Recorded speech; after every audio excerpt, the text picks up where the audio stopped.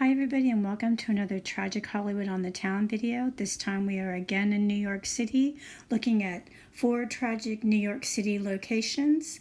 I recorded these videos last November and I'm only now putting them together, but I hope you find them interesting and I hope you find them enjoyable.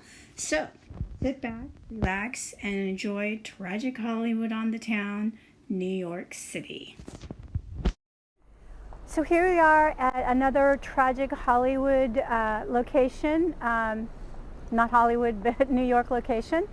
This is 3 Gramercy Park, and this was where the great film and stage actor John Garfield passed from a heart attack. He was at the apartment of a stage actress named Iris Whitney. She was pretty well known at the time, and it's rumored that they were living together, but no one really knows what was going on. At any rate, he was staying with her. He had just moved from New York, from Hollywood. His career had ended. He was blackballed because he refused to testify during the MacArthur hearings, and he kept his dignity and his honor by doing that, but he lost his entire career. They sacrificed.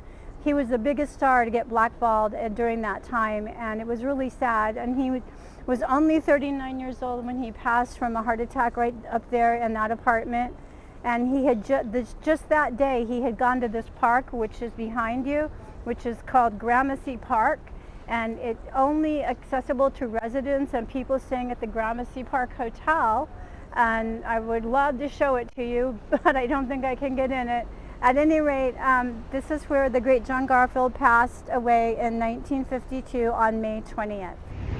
So here we are at another one of tragic locations for New York. This is the Osborne Apartments. I'm going to take you on a tour outside.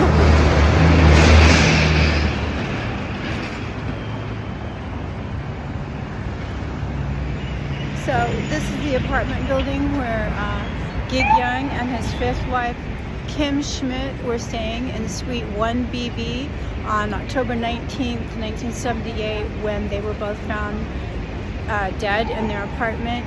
This was a murder-suicide. Gig Young, who apparently had a history of collecting guns, had only been married to Kim Schmidt for 3 weeks. He's a famous actor. He was famous for many of his romantic comedy roles, and also for winning the Oscar for They Shoot Horses, Don't They, in 1970 or 69. Anyway, his career went into a downhill spiral when his alcoholism became really bad, and his movie career tanked in the mid-70s. And he had bought this, or was renting this apartment, I'm not sure, in this building with his new wife, who was 31 years old, when something happened on October 19th, 1978, and he killed her first, and then he shot himself with one of his many guns. And that was the end of Gig Young's career and life, and they brought their bodies out later. So anyway, this is where that happened. It's a beautiful old apartment building. Apartments in here are not cheap. It's right around the corner from Central Park. Anyway, there you go. Okay, hi everyone. I'm here at the Dakota's apartment building where they filmed Rosemary's Baby in 1968, starring Mia Farrow, the fabulous Ruth Gordon, and John Cassavetes. They filmed it up in there, and they filmed all the exterior shots here as well. Of course, we also know the Dakotas is a tragic scene where John Lennon was murdered in 1980 in that courtyard over there where the guards are standing, the security guards. Anyway, this is a very historic building. Lauren Bacall's apartment just came up for sale in this building for $26 million, and that is not the most expensive suite in this building. Probably the one that Yoko Ono lives in still is the most expensive one. But here we go, the Dakotas, where they filmed Rosemary's Baby and also the tragic scene of John Lennon's death in 1980. Hi everybody, here we are at another tragic New York location. This apartment building behind me, 162nd Street, was the apartment that Joan Rivers lived in when she went in for routine cosmetic surgery and never came out again. This has happened in 2014. I think it was in September. She lived in this apartment building for 28 years.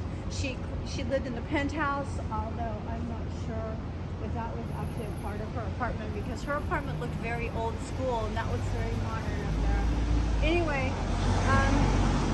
so she lived here for 28 years. She bought the apartment as a fixer-upper. She claimed it was haunted, and so who knows, maybe it was. Anyway, this is where she lived at the time of her death, and it hit the market in 2014 for $28 million. Middle Eastern royal family bought it, and they just recently put it back on the market in May of this year for $38 million. So they're trying to make a cold $10 million in less than 10 years. So okay, so there you go. That's the apartment building that Joan Rivers was living in at the time of her death. Hi everyone, so here we are at the famous Frank E Campbell funeral home. Anyone who ever lived in New York who was famous has been taken care of by this funeral home. And we are talking everybody from Rudolph Valentino, who is on the cover of my first book, and that picture was taken inside this funeral home, funeral chapel, to Warren Bacall, John Lennon, Greta Garbo, numerous celebrities, Judy, Garland, too many to mention, have all been taken care of and had funerals inside this parlor. This is a very, very famous place.